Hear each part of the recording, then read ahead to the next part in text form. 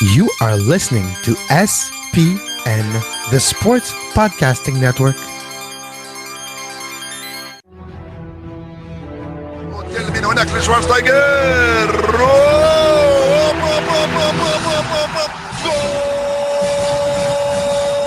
Va a pegarle Ronaldinho Gaucho. Ya lo hace. Pierna derecha, directo al arco. ¡Golazo! ¡Golazo!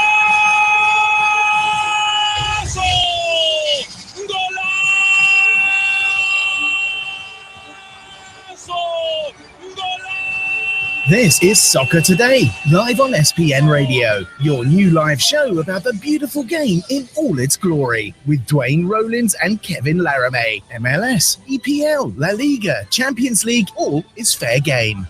Powered by the Sports Podcasting Network. Visit us at sportspodcastingnetwork.com.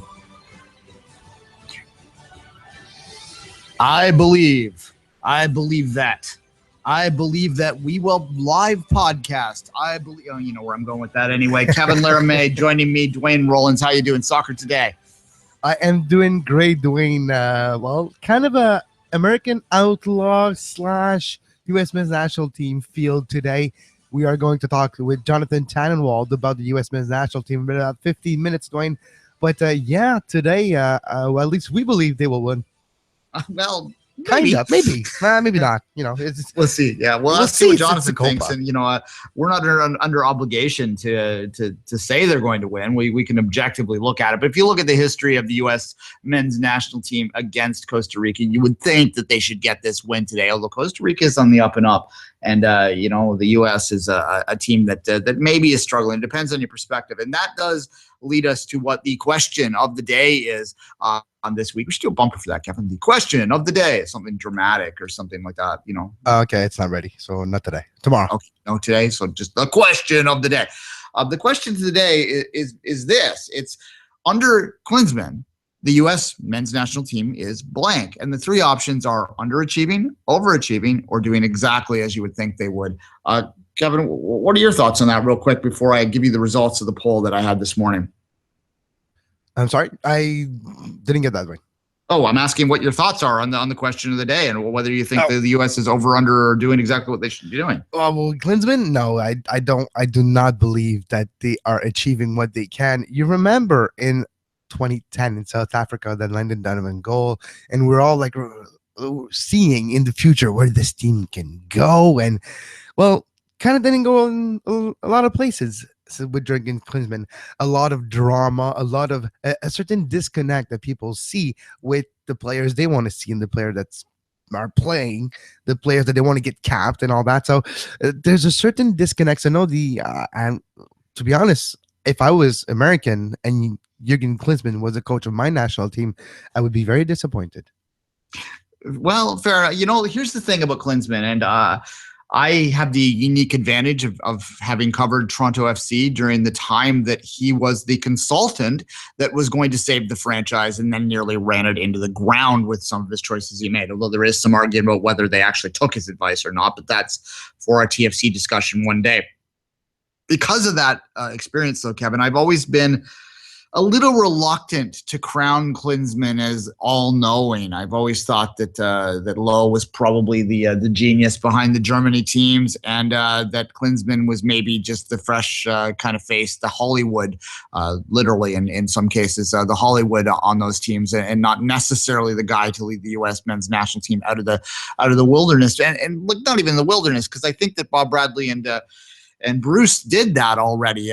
They sort of established an American brand, an American identity that was very successful in those World Cups, and I think really did overachieve it. And, if you were an American fan, you could take a lot of pride in the way that they played back then, and particularly in 2002, obviously. Speaking of TFC, I'm sorry about the handball from the former TFC player, but I think that there was a lot to take from that. And under Klinsmann, I just don't know if they've ever found an identity. He plays players out of position. He doesn't really have that same grit that they have in the past.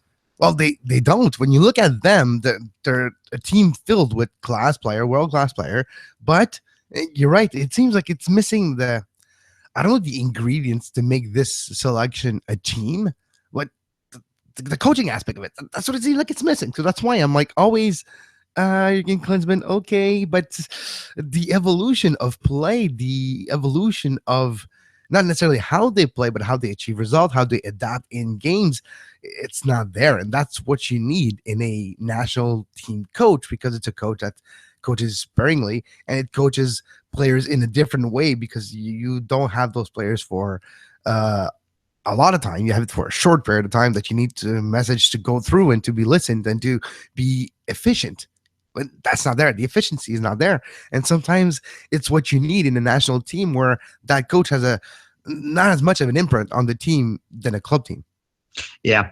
Quickly, before we move on from this conversation, we will address this to Jonathan Tanwell a little bit more and discuss this a bit more in a little while. But and before that, we're going to talk about the other two games that were in the Copa America Centenario yesterday. But the poll results so far, if you want to go vote for it, you can look on SportsPodNet. That's at SportsPodNet on the Twitters, or you can go to my personal account, 24th Minutes, is where it's originally posted, but it was retweeted by SportsPodNet. The results right now: since Klinsmann took over the U.S. men's national team, has blank underperformed 46% of the voters so far have said that, overachieved only 9%, and performed as expected 45%. So it's a nearly even split between underperformed and performed as expected, and very few people thinking that they've overachieved. Although there is... Well, it depends, Duane. What is overachieving for the United States? What is underachieving for the United States? Is making out of a group of a World Cup overachieving, or comparing the population base that they do have and the infrastructure they do have, should they expect more?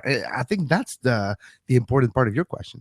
Well, yeah, it is the $1 million question. It's not a football country by historical sense, right? So they are catching up, just like other parts of the world that weren't footballing nations in the beginning, like Canada, for instance, where we are. Obviously, their huge numbers advantage, their huge wealth advantage allows them to catch up a little faster. I happen to think that they're performing relatively as expected, although I think Klinsmann maybe has taken them down a little bit. So I kind of hesitate between the two. At any rate, let's move from that, because I wanted to have a discussion before we bring Jonathan on about the two games yesterday and the Copa America in general. We're going to have lots of talk on that today. Two games yesterday: Panama 2, Bolivia 1. That was the opener game. Tiny crowd down in Orlando in front of the tropical storm that was down there. So you kind of got to give the hands out for the people that went there. It was actually, I thought this was a fun game, Kevin. Two minnows playing, but they were playing with some spirit out there. And Blas Perez, he was kind of the star of it. The old man still has it, apparently. Good for Vancouver Whitecaps fans, I suppose. He played 90 minutes for Panama. Hasn't played 90 for the Whitecaps all year, so maybe there's a lesson to be had there on the west coast of Canada. Late goal won it there. Anyway, what were your general thoughts of that 2-1 Panama victory, Kevin? Well, it's not necessarily surprising, because it's Bolivia. It's not a big team of the CONMEBOL, but Panama is not necessarily a big team of CONCACAF either. It did have a resurgence over the last few years, achieving great results, but it's always a team that's around 5th, 6th, 7th in the CONCACAF discussion, depending on which year and which cycle it is.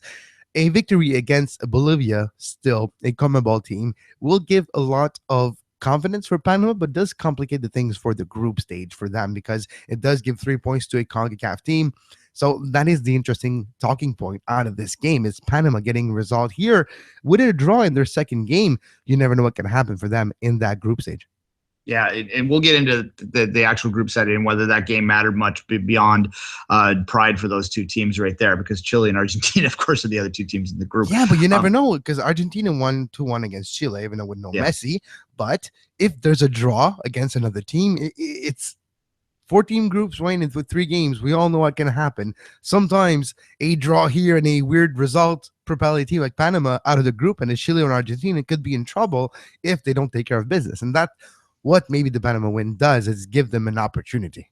Yeah, no, for sure. You didn't want to lose that game. I mean, Bolivia is a team that hasn't both of those teams would have went in it thinking they had a chance, right? Bolivia has won only one game in the Copa America since 1997, the year that they went to the finals. And Panama had not beaten South American opposition in something like 10 games. So this was a game that had, draw written all over it. In fact, I maybe wagered that somewhere and lost in the last second. But at any rate, that was probably a game that they both thought they could win. As you say, it does give Panama a chance. Bolivia, of course, now they're in deep trouble. They're going to need to probably upset with a full 3 points one of those two big teams in the group to have any chance.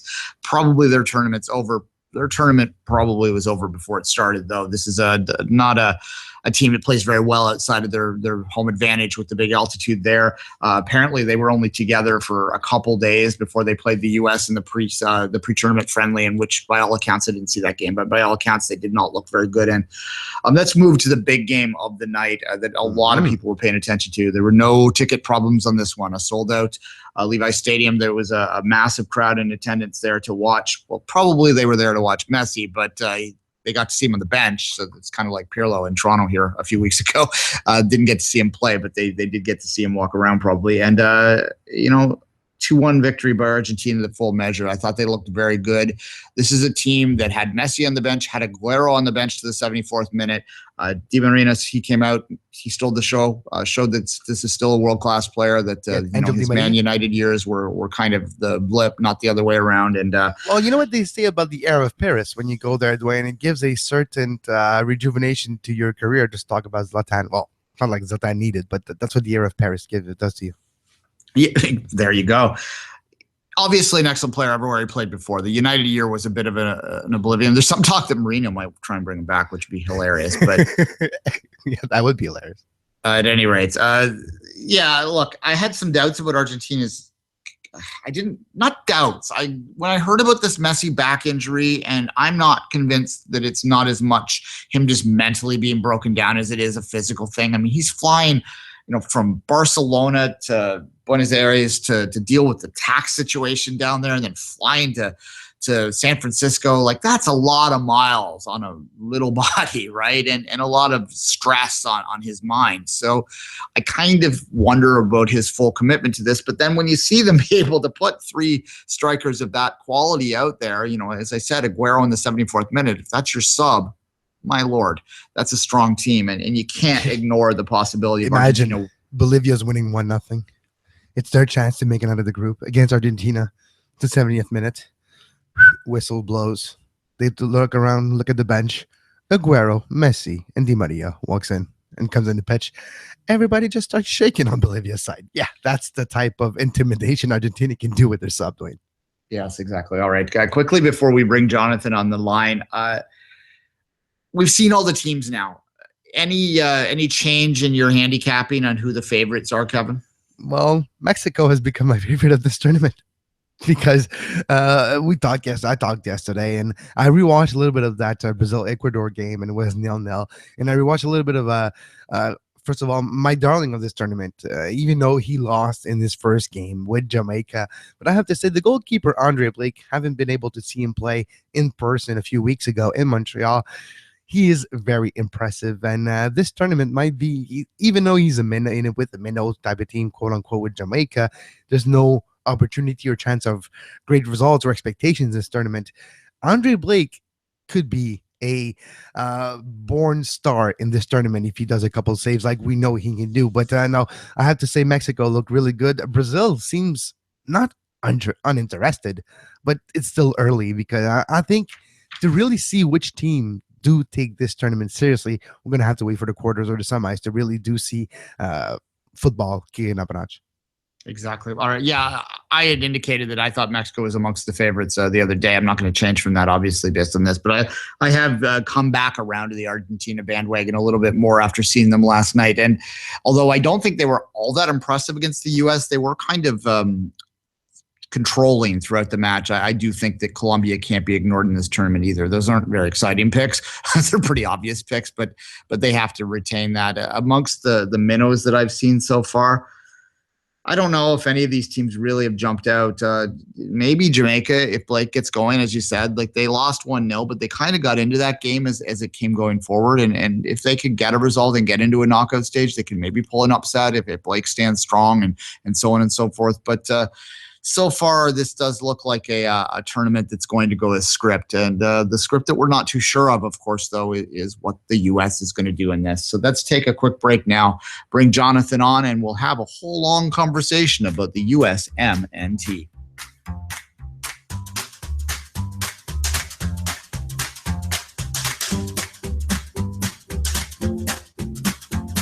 You are listening to Soccer Today, live on SPN Radio.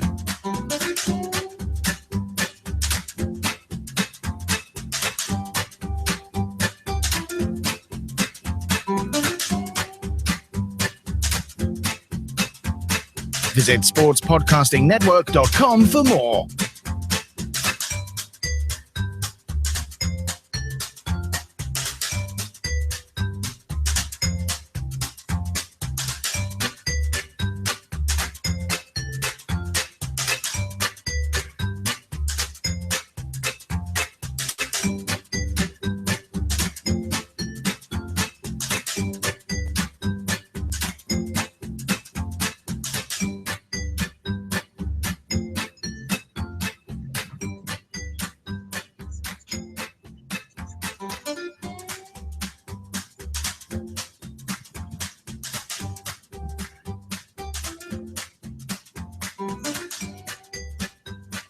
And welcome back to Soccer Today.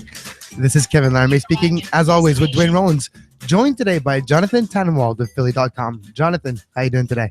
I'm doing well. I'm coming to you live from the Chicago Fire's training center, where a couple of us who are out here to cover the Copa America have gotten together for a little kick around before the game tonight.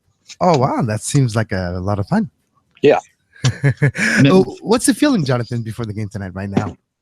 Oh, come on. We're all a bunch of really crass, cynical types, you know?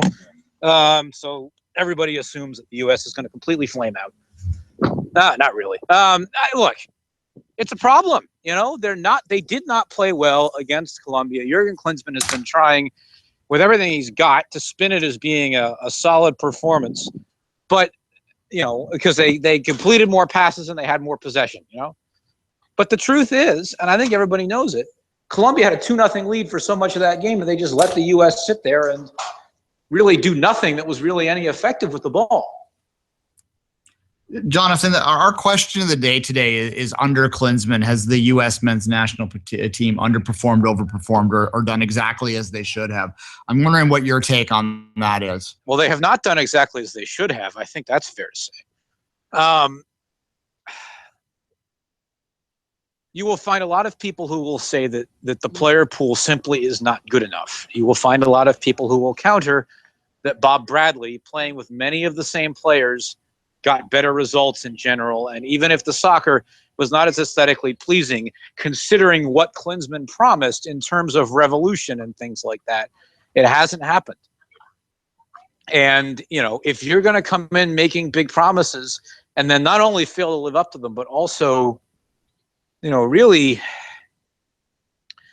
know, play a style that's no different from what Bradley did. And people are going to say, you know, what gives here? Where's the revolution? Was this guy full of it?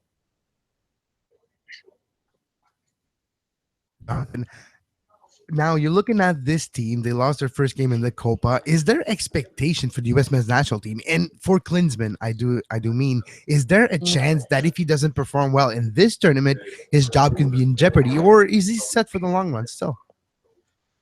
He's not getting fired. There's too much money invested in him, and too much of the reputation of Sunil Gulati, the head of the U.S. Soccer Federation, is invested in him for that to happen. But I will say that there's going to be a lot of pressure, and there's going to be a lot of pressure from people who look at results and say the results have not been there. Everybody expected the U.S. to get out of the group stage. Were they going to beat Colombia? No, not necessarily. But they should get out of the group stage. And, you know, they did not play, you know, they did not play like a team that you would have thought coming out of that game against Colombia.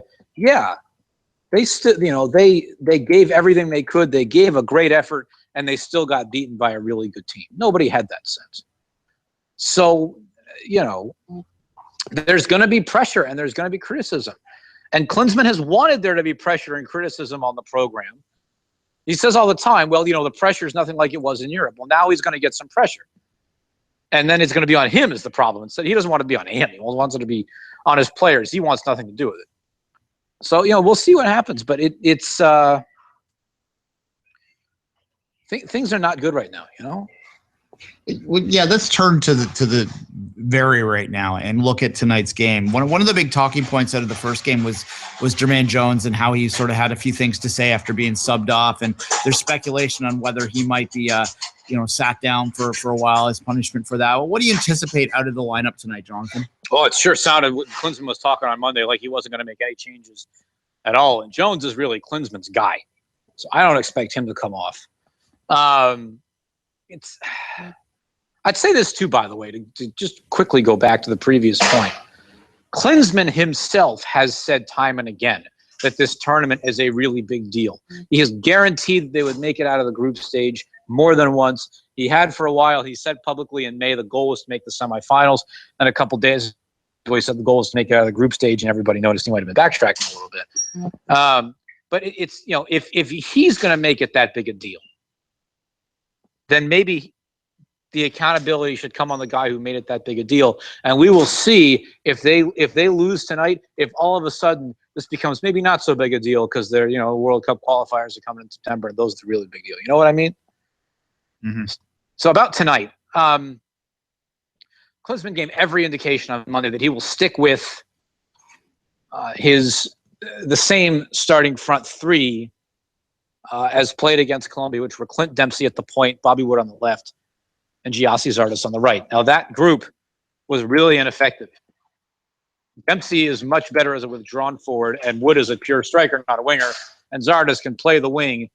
But at the international level, a lot of people think he's better served as a striker because he's a linear player, and he can run at defenses and unsettle them, but he's sort of miscast out wide at the international level in that regard because he can't – it's harder for him to get inside, from that position. Against top quality defenses, and Costa Rica plays 5 at the back, so I would think that Zardes might have some similar trouble there, even though Kendall Waston is out suspended. Everybody wants to see Darlington Nagbe on the field because he is a creative guy, a guy who can possess the ball, who can unlock defenses, and Klinsmann said Monday that he doesn't think Darlington Nagbe is ready yet because he doesn't think that Darlington Nagbe can deal with having less space at the international level. And a whole lot of people gave Klinsmann a lot of heat for that, myself included, because doesn't it sure seem, fellas, like Nagbe is the kind of guy who can create space for himself? Yeah.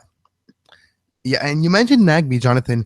The Pulisic situation interests me too because those two players are like the new wave that the U.S. national team would like to play offensively. And when they put Dempsey up there, they do have a disconnect and they don't have the same efficiency of service. When you have Pulisic, for the small amount of time that we have seen him, results have been there this time around. Is presence important, or is it too much to say and too much to put on a young man's shoulder? I think it's a little too much to put on him. I think if Bobby Wood was in that striker's role, we'd be having a different conversation relative to Dempsey. I really believe that. And I'll tell you what, I know, Duane, there's a lot of folks in your neck of the woods who are not big fans of Josie Altidore, and there's a lot of folks down here who are not big fans of Josie Altidore. I am a fan of Josie Altidore because I watch the way, even if he's not putting the ball on the net, I watch the way he leads a line, the way he holds the ball up, the way he interchanges with other guys, and he's so good at that. He's far better than anybody else the U.S. has at that, and they're missing it.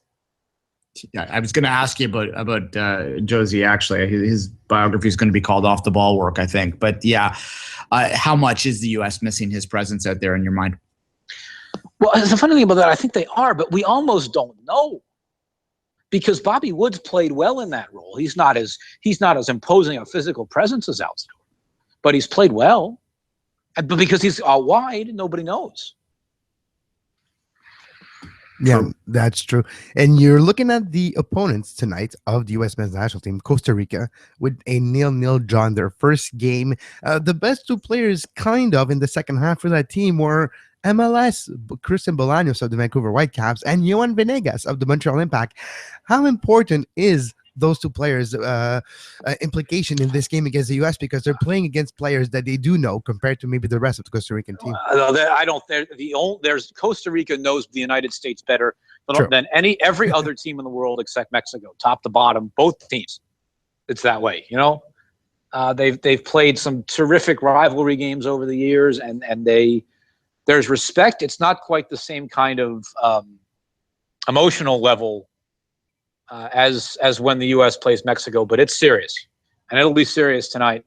I don't know whether Bolaños and Venegas will start. They did not. I don't think either of them did against Paraguay. And when you've got Celso Borges and and Brian Ruiz and Joel Campbell up there. Those guys are better players than Venegas and Bolaños, and I think even they might admit that. But I think there'll be impact guys off the bench. And the big question is going to be, what happens with Kendall Waston out, suspended? Obviously, you'd think Costa Rica will sort of stay back and defend even more than they already do. It's going to be very difficult for the U.S. to crack that defense. And that is one of the reasons why people want to see Nagy even more, I think, because he can unlock a team like that. Jonathan, I don't think there's any question who the best team in CONCACAF is right now, and that is Mexico. By a mile. By several miles, I think. But there is a debate about number 2. How important do you think this is to Costa Rica to try and set a tone for themselves, to try and establish themselves as the number 2 in the region right now? Sure. Absolutely. I don't look. I think when the U.S. is going at full blast, they're second, even as good as this Costa Rican team is, but not by much. I don't think it has to be by much. And I think that Costa Rica got a lot of people's attention when they made that big run in the World Cup in 2014. And if the rest of the world, which is to say Europe, continues to overlook, then that'll be at their peril. And there's nothing they can do about that except go out and win. Yeah. As your expectation of the national team has changed with the defeat in the first match, Jonathan, do you expect them to come out of the group, or what do you expect in the next 2 games? What is going to take the U.S. men's national team to come out of the group? I think it's going to take 6 points. Okay. Can they get away? You don't want to be putting yourself in a situation where you maybe get away with 4, because you figure Colombia is going to run the table. And if they tie Costa Rica,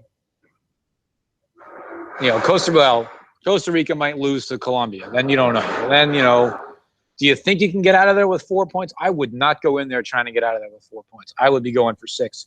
And I don't think anything less should be acceptable.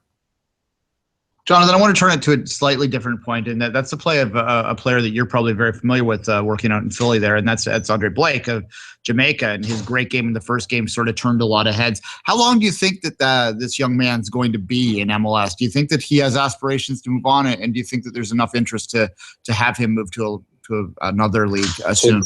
Today is June 7th. Mm-hmm. The MLS Cup is on December 9th or thereabouts. Mm-hmm. Start the clock the second the season ends. I don't think he's here next year. Okay, fair enough. And look, the Union will get significant offers, I think, from Blake. Nobody asked that. Nobody questions. I don't think even they question. I don't know anybody, even the most diehard Union fan, who thinks he's going to be in Philadelphia next year. If they get an offer for $5 million or more, I would take it. I would say Godspeed. Make sure there's a good sell-on clause in there, if that, because you figure that club that comes in maybe will be a lower-level Premier League club or a second division English team, something like that. You say Godspeed, take that check, have a good sell-on clause in it, and go from there.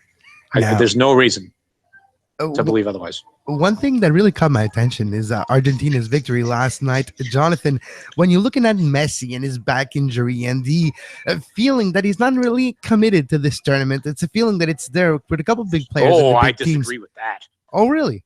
Yes, I think he is very committed to this tournament, but he's not going to play unless he's at full health. And Argentina demonstrated last night that they've got plenty of firepower. That was a fabulous game. Absolutely fantastic game from start to finish. High tempo, high quality, lots of skill. Let me ask this, though.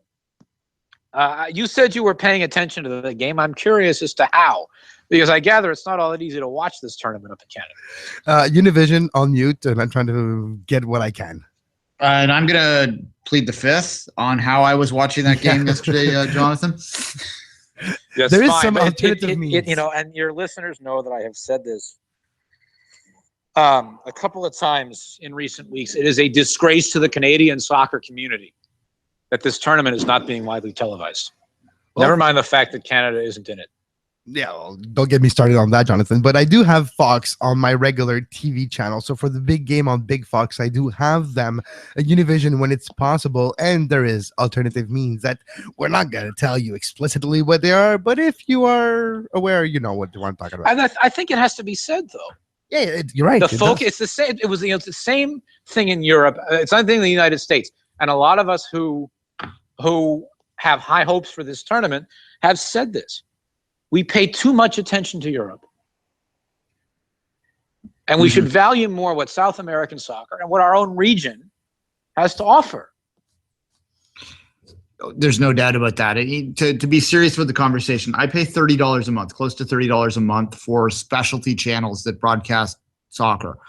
Yet I can't get this tournament unless I add another $8 to it. I don't want to have to move out after my other half discovers I'm spending $8 more.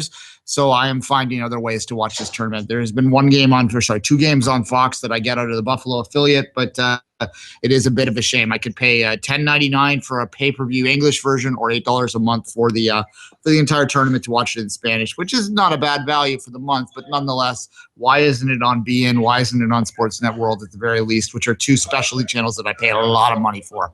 I have heard, and you guys might know this better than I, so correct me if I'm wrong.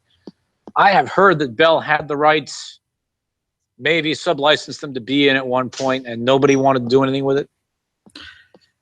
I've had a trouble nailing down exactly what happened with the rights, Jonathan. And I'd heard that the price was too high. I've heard that they didn't feel that TSN, Bell, they have the Euro, and they don't want to. I think they didn't want to undermine their own product. I think that was probably a big part of it. The Euro is a massive property up here. It will get huge numbers all month. I can look out my window right now and see a billboard of Wayne Rooney's face right within my vision right now. Not a word of a lie. So yeah, we're not all lucky. So that's thank you. They know where the city guy lives, I guess. Well, here's a question for Jonathan and probably Duane after. It was on ESPN FC 3 hours ago. An article came out that the Uruguayan FA president was saying having the Copa in the US is a mistake. It doesn't have the same. You know why he said that? Well, go ahead, Jonathan. Because he said that because they screwed up Uruguay's national anthem at the Mexico game. Yeah, exactly. Yeah. Which was really bad. Yes. But it might help. The Uruguayan FA president, whoever it was, also said that he thought the game against Mexico was rigged for Mexico. Mexico won that game fair and square and rather decisively. Sure to talk about rigged games. We'll talk about the Canada game today. There's more probability there than it was in the Copa. Let me go back to one quick thing about the TV stuff. Mm-hmm. Down here, Fox and Univision have the Copa America and ESPN has the Euros. But all three of those networks get along very well. And everybody knows across the board that all the Copa games are being played in prime time so that nothing overlaps with any of the Euro games. It's very intentional to do it that way so that everybody down here can watch everything from 7 a.m. to midnight or whatever it is. And look, TSN has 5 channels. And I know, Duane, everybody likes to tell me, well, 3 of those channels are regional. Well, guess what? When they put five Champions League games or 5 tennis matches across the 5 channels, I think that means they have 5 channels. Yeah, that's a discussion. That's semantics we're getting into at that point. Yes, I understand people's frustration with that. There are some CRTC rules that they are bound by, but they do have the ability to show multiple events at the same time. Well, yes. And look, I know that I'm sure it would be different if Canada was in this thing. But guess what? I got news for your listeners. Canada isn't in the Euros either. No, they're not. What? What are you saying? Okay, I got to make some calls. Yeah, we did have a player in the Euro with Owen Hargreaves for a few years, but that's a different story that I don't want to get into. How did that happen? Jonathan, one last question before we do let you go, and I do thank you for your time today. And it relates to the story that came out yesterday, but that talks about them permanently. How merging was the word that I heard the 2 tournaments, the Gold Cup and the Copa Americas, into having this tournament that we're seeing right now happen every 4 years. It's not clear whether they mean that they're going to get rid of the Gold Cup and the Copa and just have this every 4 years, or whether this is going to be an addition and we're going to be having 3 tournaments every 4 years ongoing forever and ever and ever. What are your thoughts on that story, Jonathan? It's a tough one because, obviously this thing is a financial bonanza and everybody knows it. But it is also a bonanza of good soccer. That has to be said. Yeah. It's giving an opportunity for CONCACAF teams, the United States and Mexico and Panama and Haiti and others, and perhaps sometime Canada if they do it again in the future, to test themselves against Argentina and Chile and Colombia and Brazil and so forth. And that's really neat. I do have a problem with taking the Copa America out of South America because it is their tournament, you know? Mm-hmm. And if you wanted to have, if I was going to do this, if I was going to plan it up, and I said you had to have something like this, what I would do is have the separate confederations have their championships every 4 years. And then in the other 2 years, you have the combined one, you know? So it's the same route. So you're only having it 2 every 4 years, not 3 out of 4 like it is happening right now. Right. I mean, this one they're doing now because it's the 100th anniversary of the first one. Yeah. So you'd have a 4-year cycle of the World Cup. And then the next year you would have the split, the split tournaments. Then you'd have the Olympics. Or if you wanted to have, well, you'd probably have the Olympics. I was going to say you'd have the Olympics, and then the other odd year you'd have the combined tournament. The problem is the combined tournament might overlap with the Confederations Cup. Although if you wanted to play the separate tournaments as qualifications for the Confederations Cup, maybe it would work to have the two of them in the same year. Does that make sense? Yeah, it surely makes sense, Jonathan. No, absolutely. There's something that can be done to have those tournaments not overlapped and be correctly positioned in the calendar that they do fit one after the other. And it might mean that the teams that go to the Confederations Cup don't play in the combined tournament, although obviously that runs a very big risk of taking Argentina, Mexico, Brazil, USA, so forth out of the rotation, and you probably don't want to do that. Yeah. But the Confederations Cup is also only, 8 teams? Yeah. It's your Confederation champions plus your host. So, yeah, it's two pools of 4. So it's not a big deal that way. Jonathan, maybe that's the way to do it. Yeah, I think we're gonna have to let you go to finish the show today. But we do thank you for your time as always, Jonathan. Kevin and I are gonna come back after a really quick break right now. We'll talk about this topic a little bit further and maybe get into the national anthem gates. All right, good to talk to you, fellas. Thank you, Jonathan. All right.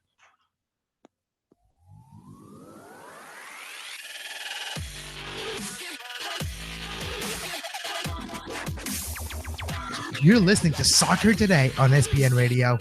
You can find the on-demand version of this very show on iTunes, Stitcher, Feedburner, Podbay Player, Podbean, anywhere you get your podcasts under the Sports Podcasting Network feed. Subscribe to our YouTube page to make sure you never miss a live show talking about soccer today, the MLS postgame show, open lines after dark, 5 rings daily during the Olympics. Make sure you subscribe and give us a follow on Twitter at SportsPodNet and like our Facebook page, facebook.com/Sports Podcasting Network.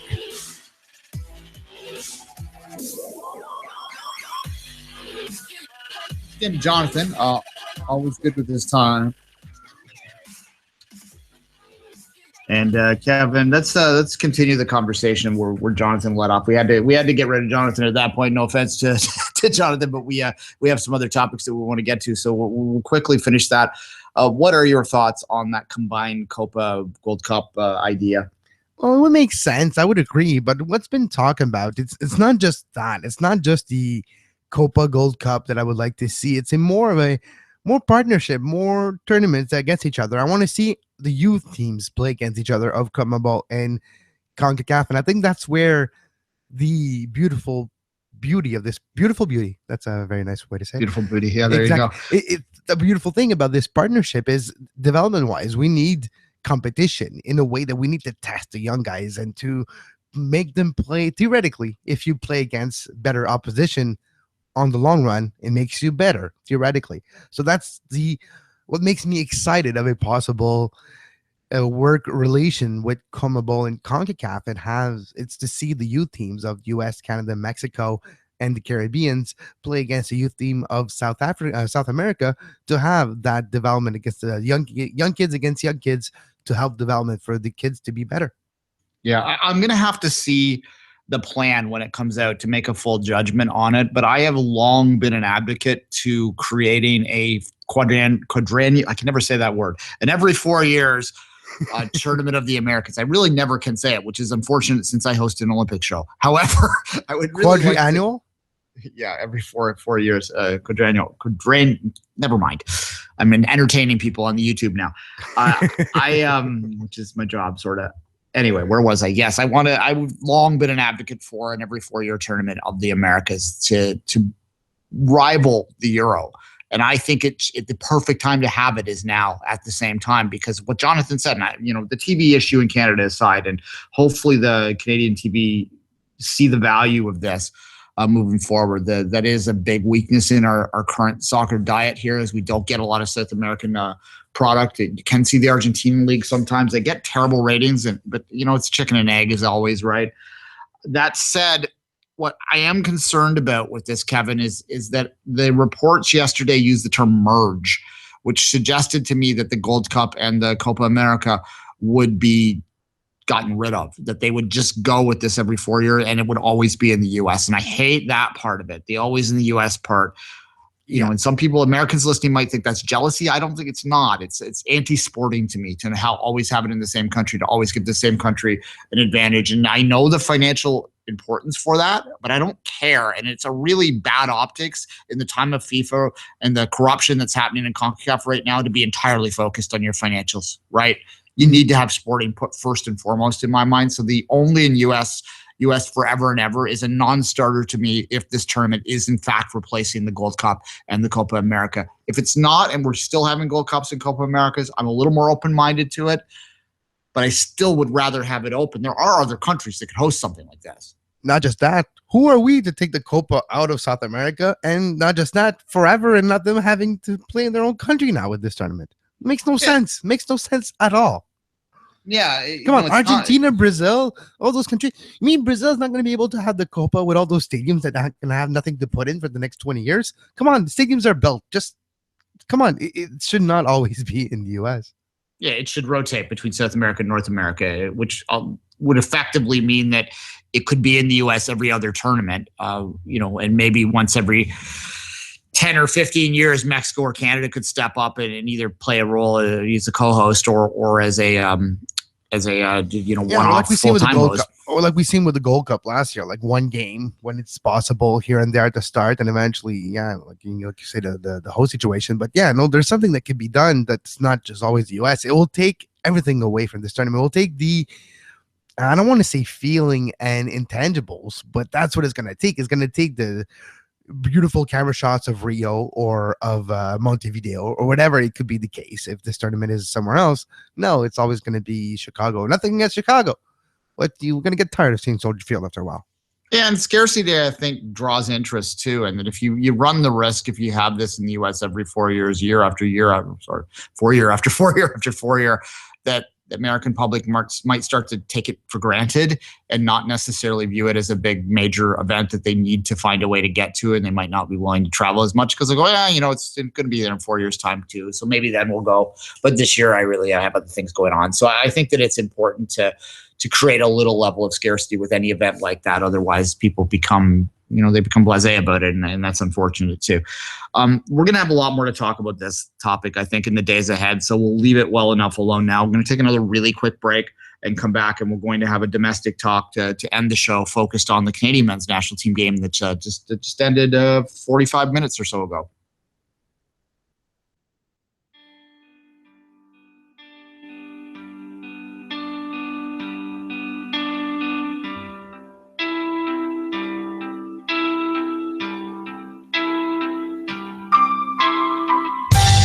You are listening to SPN Radio, powered by the Sports Podcasting Network. Visit sportspodcastingnetwork.com for more.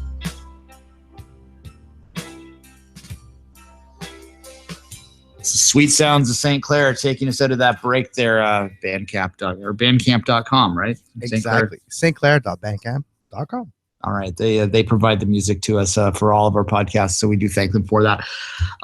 Kevin, really quickly, as we talked about yesterday, we do need some support from you, the listener, if we're going to continue this long-term into the future.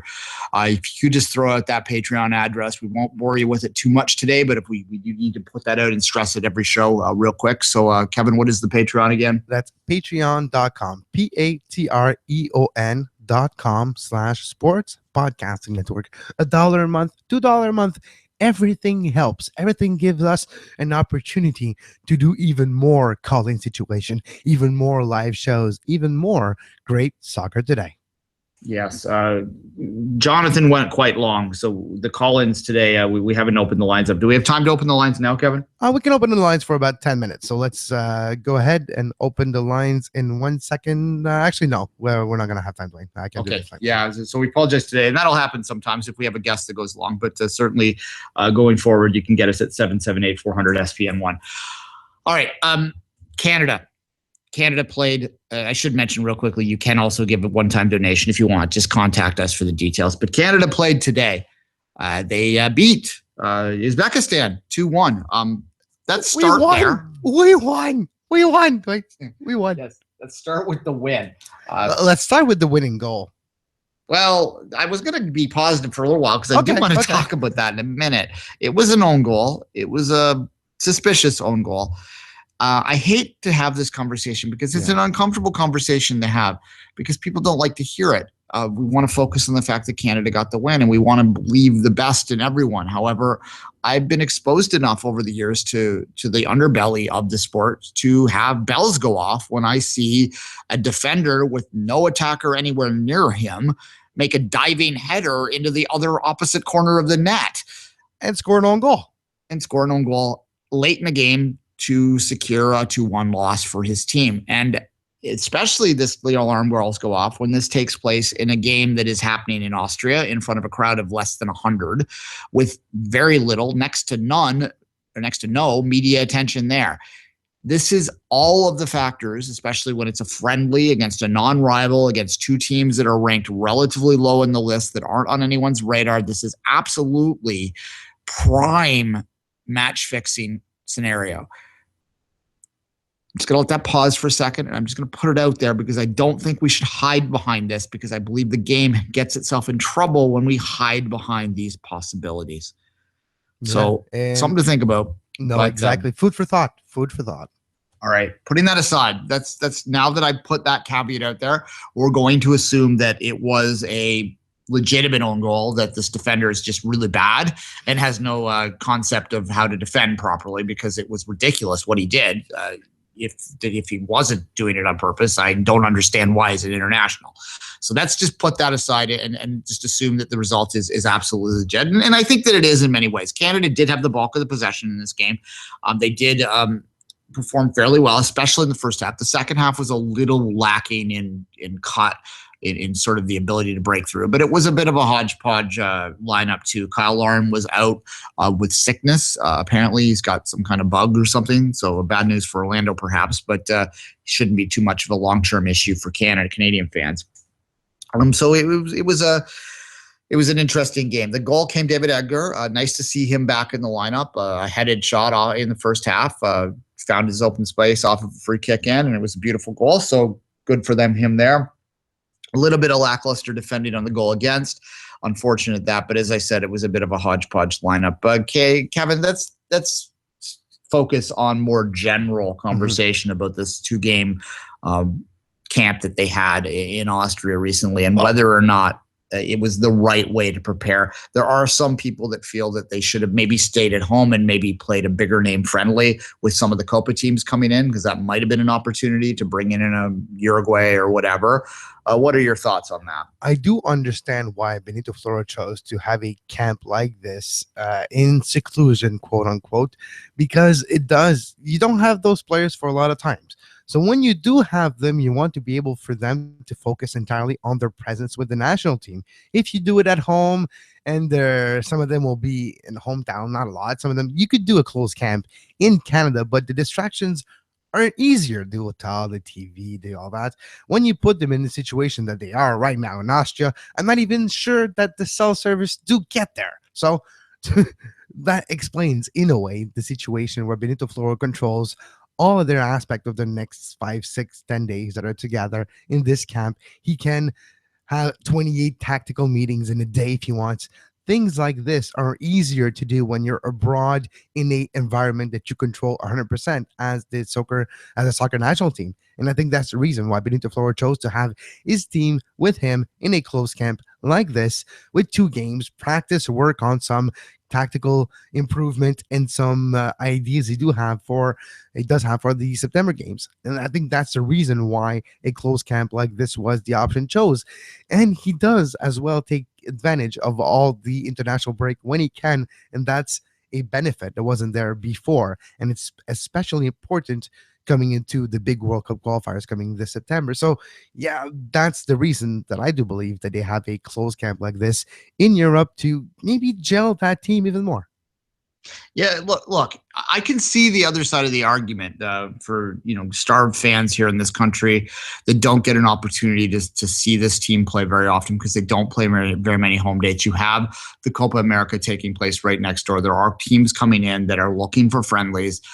The idea that they could have found a big name, or even another Venezuela or Ecuador or a team like that that's a good, decent side, they could have probably brought one of those teams in to play a game in Montreal or Ottawa or Toronto or perhaps Vancouver to get used to it for the fall, wherever, Winnipeg, even any of these stadiums are sitting open at this time of year because the CFL hasn't started. So they could have done that. Now, there are some complications for that. A lot of these teams may only wish to play on grass, so that basically makes it Montreal or Toronto as your choices. You do have some pressures on those stadiums, although I think you could have fit that in. But I believe that the main reason that you chose Pakistan and Azerbaijan is not that those teams are pub league teams, but they're not Mexico or Uruguay or Brazil either, right? Teams that Canada can conceivably and did compete with and did score goals from open play against. And this is a team that really does need that confidence boost heading into the fall, heading into those World Cup qualifiers where they've only scored the 1 goal so far. They're right in it despite the fact they've only scored 1 goal. So if they can find their scoring boots for the fall, then there's a decent chance that they could get to a hex, and that would be a remarkable accomplishment for this group. So I do believe that confidence boost is part of the reason why they avoided having some big name coming in and having your ass handed to you 3-0 by Uruguay, right? I don't know if that would have benefited beyond the ticket sales and a bit of a marketing bump. And you mentioned goals of the run of play. I've been impressed over the last 2 games by Scott Arfield and the way he has been able to create in a not especially the most amount of space in the midfield. He has been able to create and service Tetra Akindele. We've seen this against Azerbaijan last week, even though it was a 1-1 draw. It was a goal created on the open play by Canada and a penalty for Azerbaijan that was not necessarily questionable, but the foul was close to being outside the penalty box by Calgumet, but it was called a penalty.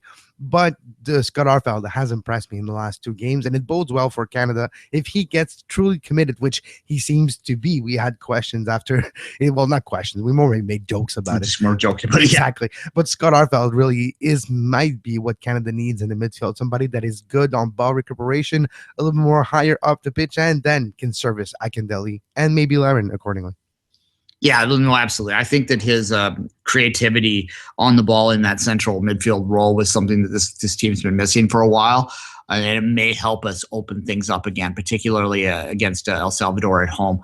The problem, of course, being that first game in Honduras looms large, and they're going to need to find a result out of that. But as I said, I actually, the interview that will run tomorrow with Rudy Schuler, I told him at that time, the first rule of the games in September is that we don't talk about September until September comes. And on that note, Kevin has to get out the door a little bit earlier today, so we are going to shut it down right now. We do thank you as always for listening, and we'll be back tomorrow at 12 noon. And until that time, Kevin, as always, say goodbye. You can always reach us on Twitter at SportsPodNet, at Kev Laramee for myself, at 24th Minute for Duane. And until tomorrow, have a great soccer. You were listening to SPN, the Sports Podcasting Network. Visit us, sportspodcastingnetwork.com.